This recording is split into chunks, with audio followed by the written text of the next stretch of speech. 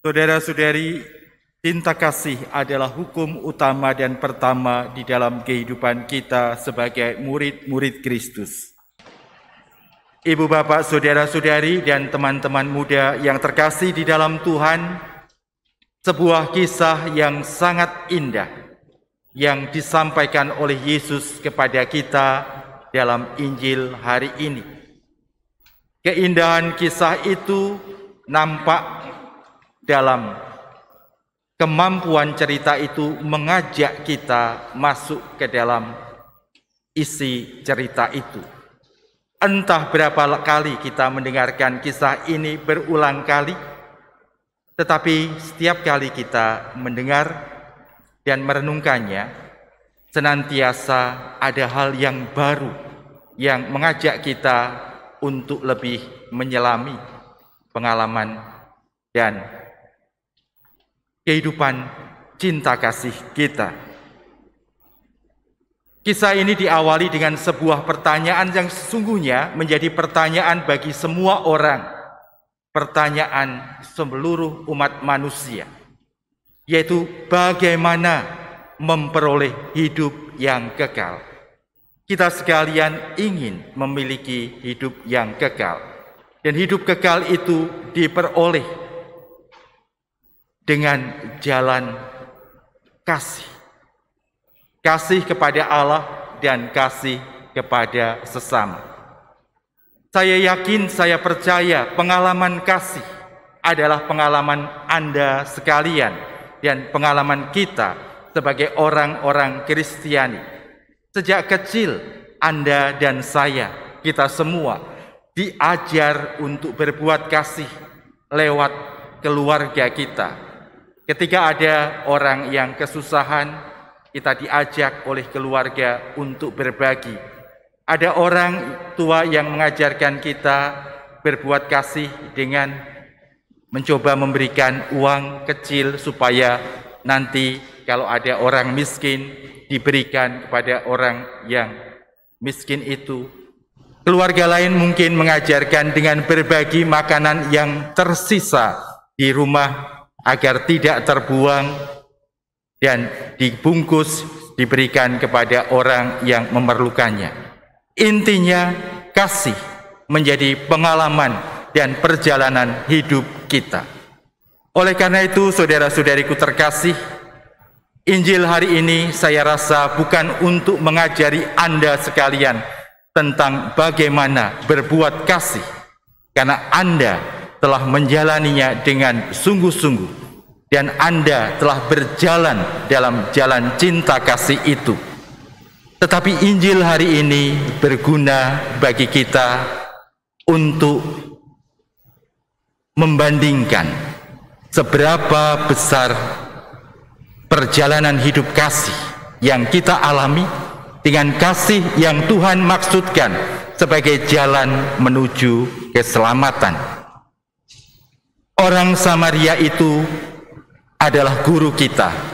Maka mari kita melihat dari orang Samaria ini. Pertama-tama orang Samaria itu berbuat kasih karena ia mau membuka matanya. Di dalam perjalanan ia melihat orang yang terbaring setengah mati, habis dirampok habis-habisan dan dihajar sampai setengah mati. Saudara-saudariku terkasih, di dalam perjalanan hidup Anda dan saya, kita berjalan ke berbagai tempat. Kita juga diajak untuk membuka mata kita. Karena jika mata kita tidak terbuka, mereka tidak akan terlihat. Kita diajak untuk membuka mata kita, untuk memperhatikan keadaan mereka dengan sungguh-sungguh. Mata yang melihat dengan sungguh bisa menilai apa yang sungguh-sungguh dialami dan terjadi dalam kehidupan orang itu. Orang Samaria itu melihat dengan sungguh-sungguh, bukan hanya sekilas pandang seperti Imam dan Levi itu, tetapi ia melihat dengan seksama keadaan orang itu, dan kemauan untuk membuka mata dengan sungguh-sungguh itu menggerakkan orang Samaria itu untuk membuka hatinya. Ia membuka hatinya untuk merenungkan, merefleksikan bagaimana keadaan orang itu. Siapa yang akan membantu kalau bukan dirinya yang melihatnya? Maka setelah membuka mata, ia membuka hatinya. Hati yang penuh belas kasih. Demikian dikatakan di dalam Injil Lukas hari ini. Yang ketiga, saudara-saudariku terkasih, belas kasih itu bukan hanya menyangkut perasaan-perasaan di dalam hati kita. Belas kasih itu bukan sesuatu yang afektif saja, tetapi belas kasih yang sejati itu menggerakkan orang untuk berbuat.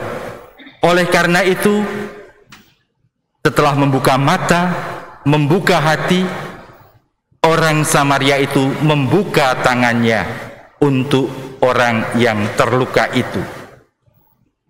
Ia membangunkan, membersihkan luka-luka dengan tangannya.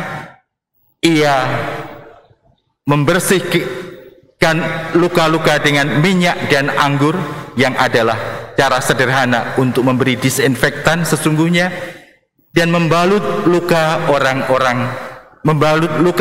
orang yang setengah mati itu.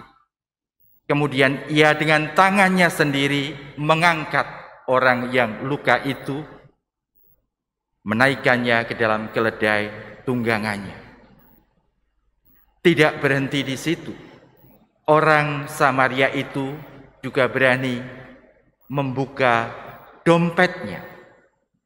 Ia punya uang, ia punya rencana dengan uangnya itu, tetapi keadaan yang dihadapinya membuat dia berani membuka dompetnya dan mungkin menunda kepentingan pribadinya. Rencana-rencana budget-budget belanja pribadinya mungkin ia tunda agar orang ini bisa tertolong. Maka ia memberikan uang 2 dinar untuk merawat orang itu, dan bukan itu saja. Ketika ia mau pergi, ia berjanji akan memberikan yang lain lagi kalau memang dibutuhkan lebih. Ia mau membuka dompetnya untuk orang yang berada dalam kesusahan itu. Dan yang ketiga, yang kelima, saudara-saudariku terkasih, orang yang baik ini, orang Samaria itu juga berani mengubah agenda-agenda pribadinya. Ia sedang dalam perjalanan, mungkin ia sedang ada dalam jadwal tertentu, tetapi jadwal itu dijadikannya nomor 2 karena ia lebih mementingkan cinta kasih dan perbuatan kasih yang nyata. Firman ini mengajak kita juga untuk melihat betapa sering mungkin kita belum mau berbuat kasih secara lebih karena kita masih melihat prioritas agenda-agenda pribadi kita menjadi agenda yang paling utama. Semoga 5 teladan, keberanian untuk membuka mata, keberanian untuk membuka hati, keberanian untuk membuka tangan, membuka dompet, dan membongkar agenda-agenda pribadi yang ada dalam kehidupan orang Samaria yang baik itu menjadi inspirasi kita untuk meningkatkan kualitas kasih yang selama ini sudah kita hidupi bersama. Dengan demikian kita akan memperoleh hidup sejati. Tuhan memberkati. Amin.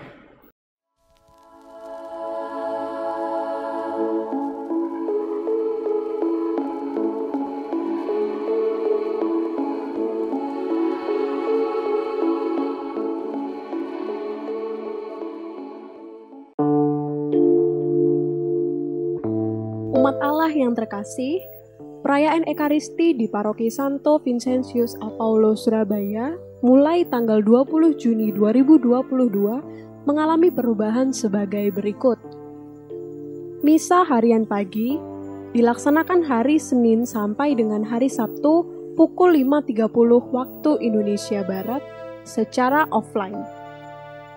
Misa harian sore dilaksanakan hanya pada hari Selasa dan hari Jumat pukul 18.00 waktu Indonesia Barat secara offline dan live streaming.